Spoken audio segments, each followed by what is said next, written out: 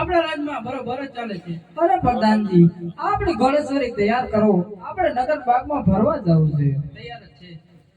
આજે રાજાને પરધાને ચાલી રે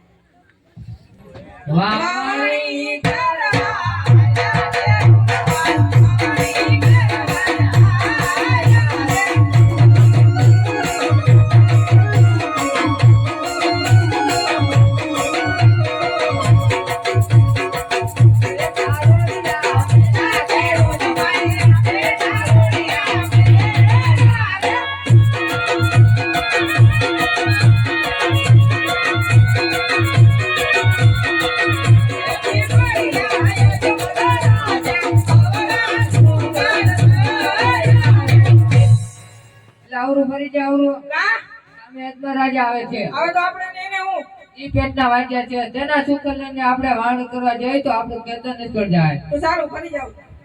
અરે પ્રધાનજી, આપણી ઘોડેસવારી જોઈને ખેડૂત ભાઈ અવરુભાઈ ને શા માટે ઉભા છે જઈને તપાસ કરો.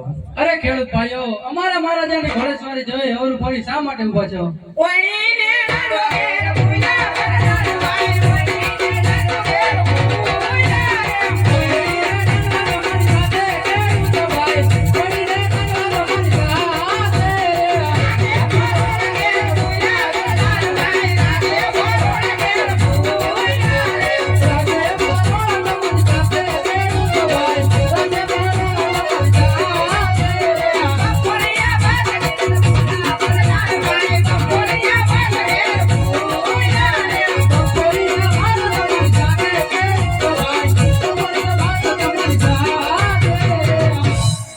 બધી વસ્તુ તમારી સાથે હોય છતાં જૂઠું સિંહને બોલો છો.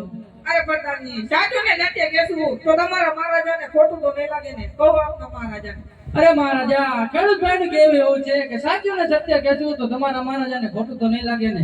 અરે પ્રધાનજી, ખેડૂત ભાઈ સાચું ને સત્ય બોલશે તો 1.5 લાખ રૂપિયા ઇનામ મળશે અને કદાચ ખોટું બોલશે તો એન્ટલના માર ને સંકટ જેલ પડશે. કહો ખેડૂત ભાઈઓને.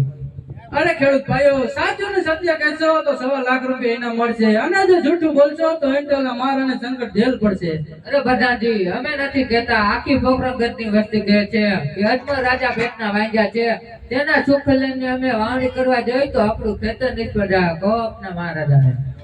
અરે મહારાજા, ખેડૂત ભાઈનું કહેવું એવું છે કે અમે નથી કહેતા, આખી પોકરણગઢની વસ્તી કહે છે કે અજમલ રાજા પેટના વાંજ્યા છે, તો એના સુખ લઈને અમે વાવણી કરવા જાય તો અમારા ખેતર નિષ્ફળ જાય.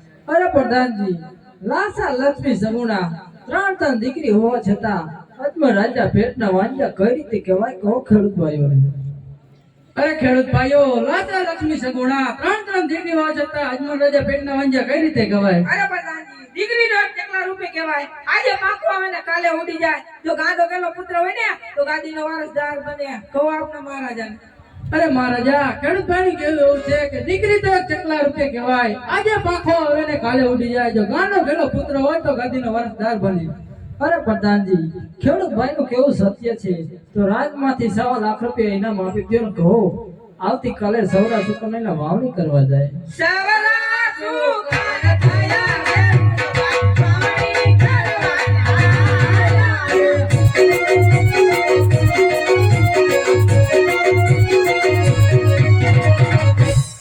અરે પ્રધાનજી, આપણી ઘોડેસવારી આગળ હટાવો. આજે રાજાને પર